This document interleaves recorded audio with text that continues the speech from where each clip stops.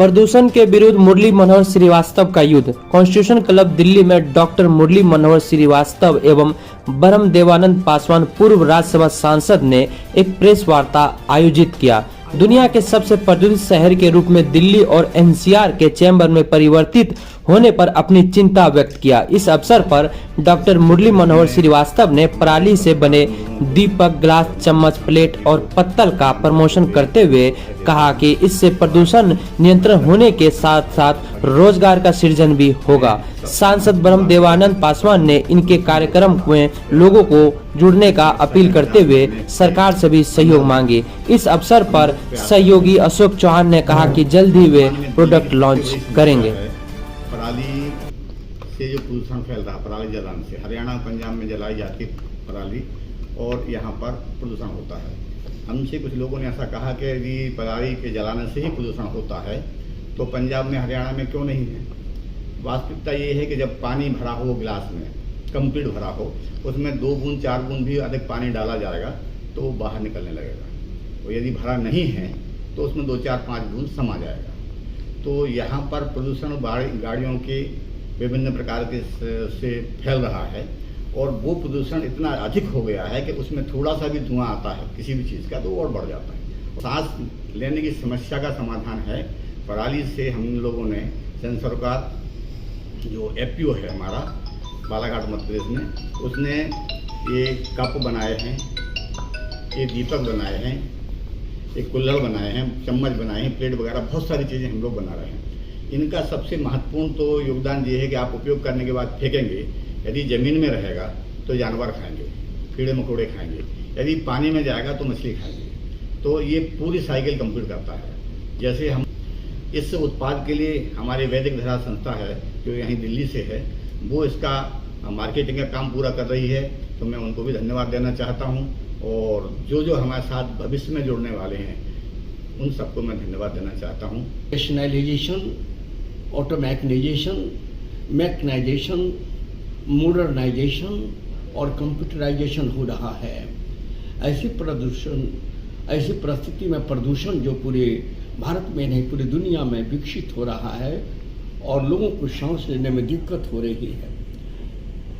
ऐसे में ये मुरली मनोहर श्रीवास्तव साहब ने उसका निदान निकाला है।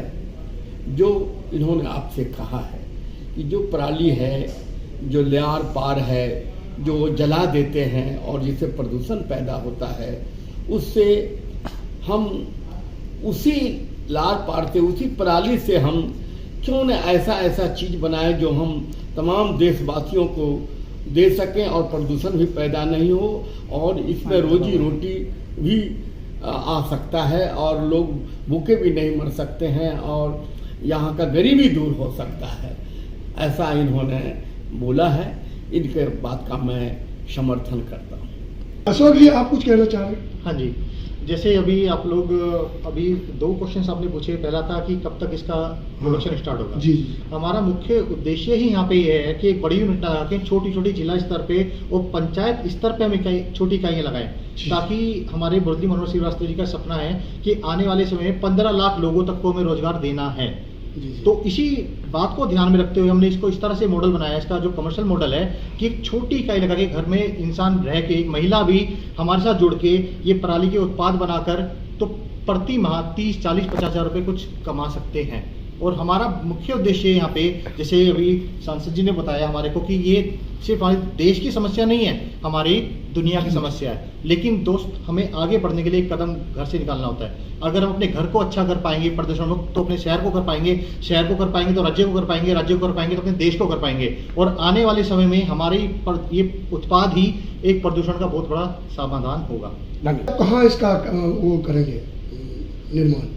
तो हमारा बाकी बालाघाट में होगा जी मध्य प्रदेश में, क्योंकि हमारे पास पूरी व्यवस्था वहाँ है जी। और जैसे जैसे हम आगे बढ़ते जाएंगे तो फिर अपन आपके दिल्ली के आजू बाजू में कहीं ग्रामीण क्षेत्र में जहाँ पराली जलाने का काम हो रहा है वहाँ पराली रोकने के लिए इस काम करेंगे। उससे एक फायदा और होगा, जो किसान पराली जला रहा है तो उसको नुकसान हो रहा है श्रम का भी और धुआं भी पैदा कर रहा है। जब हम पराली खरीदेंगे उनसे तो लगभग 3,000 रुपये एकड़ के हिसाब से उसको लाभ भी होगा, किसान के भी संपन्न। अब हमारे साथ हाँ जी आप पूछा। हाँ सांसद जी, आपसे एक सवाल है। इन्होंने इतना अच्छा आविष्कार किया है जिसके माध्यम से पर्यावरण की समस्या सरकार के लिए भी बहुत रूप से आ रही है सामने, और इन्होंने इतना अच्छा जो इनोवेशन किया है, तो इसमें सरकार की तरफ से क्या सहयोग रहेगा इनके लिए? सरकार तो इसमें बढ़ चढ़ कर के काम करना चाहिए प्रदूषण को खत्म करने के लिए। ये केवल भारत की समस्या नहीं, पूरी दुनिया की समस्या है। और जो कह रहा है भारत कि हम पूरी दुनिया का गुरु बनेंगे, तो इसी में गुरु बन सकता है। इसके बाद की बात दूसरा है, ये तो सब पहला गुरु तो इसी में बन सकता है, इसमें अगर बढ़ चढ़ के काम करे।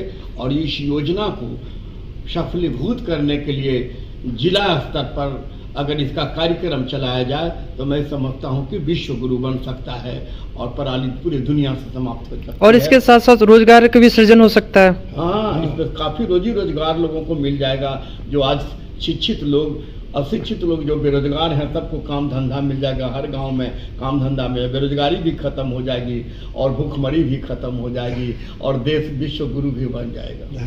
समस्या ऐसी होती है जो हमें नजर नहीं आती है। जैसे कि अभी रेलवे ने कुछ समय पहले कुल्हड़ में चाय देना स्टार्ट किया था, लेकिन कुल्हड़ को क्यों बंद करना पड़ा? कि कुल्हड़ का जो कचरा था उसका ढेर रेलवे ट्रैक के पास इतना ज्यादा हो गया था कि हमारे को उसको उठाने के लिए लेबर देना पड़ा। या नदियों के अंदर दीप काम करते हैं लोग, तो वो नीचे जाके दीप जो होते हैं जम जाते हैं, जिसकी सफाई करने के लिए भी हमें अलग से लेबर खर्च करना होता है और प्रदूषण मुक्त नहीं होता। हमारा जाएगा और ये पूरा घुल जाएगा और बिल्कुल प्रदूषण मुक्त आ जाएंगे, हम भी दुनिया में कार्य कर सकते हैं।